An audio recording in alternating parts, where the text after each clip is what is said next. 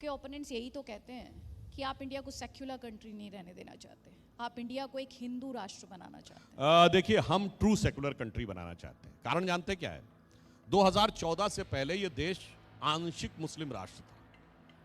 जब यह देश का विभाजन हुआ तो जानते क्या हुआ? दो इलाके जो आज का पाकिस्तान और बांग्लादेश, वहां तो मुस्लिमों का जलवाए जलाल हुआ, मतलब मुस्लिमों को परचमे हिलाल मिला और हिंदुस्तान में जलवाए जलाल मिला, और हिंदुओं का कोई पुरसा हाल नहीं मिला।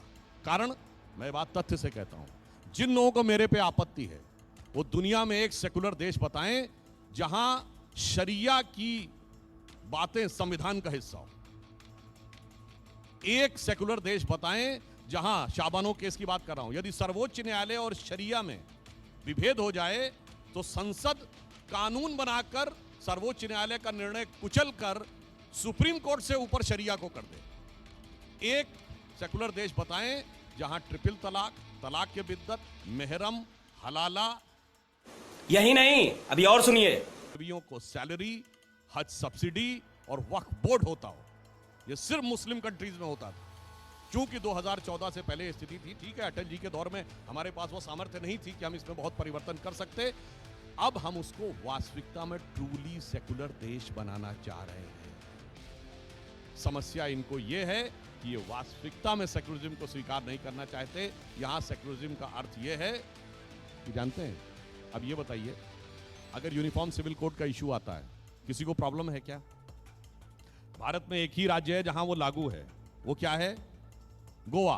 हाईली क्रिश्चियन डोमिनेटेड स्टेट है। क्रिश्चियंस को प्रॉब्लम नहीं, सिखों को प्रॉब्लम नहीं, बौद्धों को प्रॉब्लम नहीं, जैन्स को प्रॉब्लम नहीं, पारसियों को प्रॉब्लम नहीं, इवन थोड़ी बहुत संख्या में जो यहूदी हैं उनको भी प्रॉब्लम नहीं। प्रॉब्लम सिर्फ एक को है, ओवैसी जैसे लोगों को, जो कहते हैं हमने 800 साल इस देश पे हुकूमत की है। वो 800 साल की हुकूमत का जमाल जिनके दिमाग में बैठा हुआ है, उनको लगता है कि हम एक नहीं होने चाहिए। इसलिए मैं सिर्फ एक बात कह रहा हूं, मोदी जी के नेतृत्व में भारत एक ट्रू सेकुलर कंट्री बन रहा है, और ये लोग उसके अंदर एक इस्लामिक कैरेक्टर बना के रखना चाहते थे। हम ट्रू सेकुलर कैरेक्टर लाना चाहते हैं। अन्यथा मैं चुनौती से कहता हूं, जितनी चीजें मैंने गिनाई है किसी गैर मुस्लिम देश में होती हो तो कोई मुझे बता दे। तो फिर सुधांशु जी, सवाल ये भी उठेगा, ट्रूली सेक्युलर है तो फिर इस देश में मंदिर मस्जिद का झगड़ा क्यों है? ट्रूली सेक्युलर है तो फिर हिजाब पर वार पलटवार क्यों हो रहा है? तो ये बताइए, दुनिया में कौन सा ऐसा देश है जहां का राजा टाइटल होल्ड करता है किंग रामा? वो है थाईलैंड, वो कोई हिंदू देश नहीं है। दुनिया का कौन सा ऐसा देश है जहां की फर्स्ट लेडी मानती है कि उनका वंश परंपरा भगवान राम से है? वो है साउथ कोरिया, वो हिंदू देश नहीं है। दुनिया में कौन सा ऐसा देश है जहां के नेशनल ब्रॉडकास्टर पर डे रामायण आती है? वो है इंडोनेशिया, दुनिया का सबसे बड़ा मुस्लिम देश है, biggest Muslim country on earth. और पूरे यूरोप में हरे रामा हरे कृष्णा मूवमेंट चला।